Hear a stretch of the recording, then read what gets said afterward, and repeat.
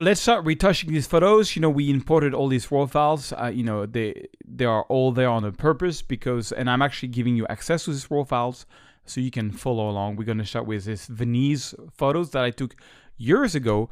If you press the I button, you can see this was shot. Then we have the date here, June the 3rd, 2012. So 7 years ago. It was shot with a Canon. It was shot with a Canon 5D Mark II, if I remember well. You can see it's a CR2 files. You can see here Canon EOS 5D Mark II with a 1740. And you can see, so it's a 22 million pixel file. So, I give you a whole bunch of data. But if you want to retouch, basically you just click here and we can start retouching. Now, I have a workflow when it comes to raw files.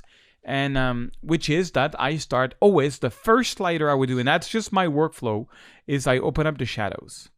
And although this is a Canon file, you see, with the Canon files, it's a very old file. I get a lot of noise there, but that's fine. I still open up the shadows first, and then I bring down the highlights.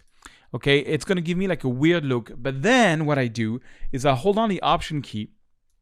Okay, and I go here, and what I do is I crush the blacks. When it comes to a Canon file, you can see here there's a lot of noise. All this pattern that you see with the green, the red, and the black is pixels that I'm crushing 100% black. But now if I zoom in, because I crushed the blacks, most of the noise is kind of gone, which is cool. And I'm going to do the opposite. I'm going to go and do the white here. And that's something that I do on almost every single photo because I just love the looks what it does. And then I decide the exposure if I go more or left, Once I got the exposure more or less right, now comes the time of the white balance. Now the white balance is is a very interesting subject. Basically, the idea of white balance is that, we have different sources of lights in life, whether it's from the sun or from a lamp, from a city. And basically, the camera is going to try to add some warmth or take out some warmth to have something that looks closer to what we experience in life. But honestly, it's a complete arbitrary. So right under, now that we've done the exposure, we can add a bit of contrast. I really advise you to try out this workflow of opening the shadows, bringing on the highlights, doing the black and the whites, then doing your exposure and contrast. That's just been working for me for 15 years. Okay, then we come to the white balance. Now the white balance, you got basically different presets, and I love this preset. So daylight, you see it's very blue.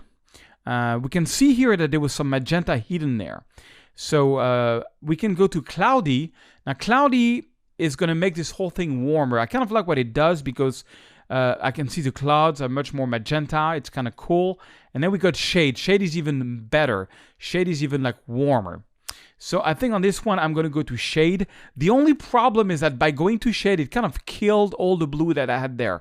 I like the blue there. Now everything is kind of warm. I like the warm, but we should be able to do something about that, and that's what we're going to be doing in a second.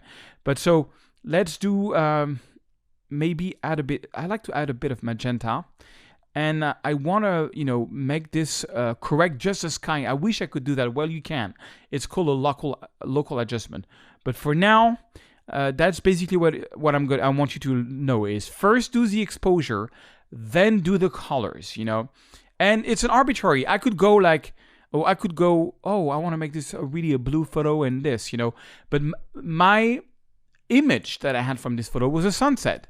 So I'm going to go to shade and I'm going to add a bit of magenta. Maybe add a little bit of vibrance and saturation. So vibrance, what it is basically, well, let me explain you saturation. Saturation makes all the color more vivid if you go to the right. All the colors less vivid, almost black and white when you completely black and white if you go all the way to the left, okay?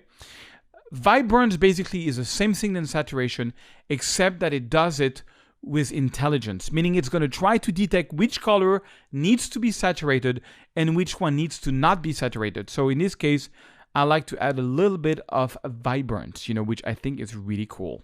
So voila, now we nailed the exposure, we nailed the white balance.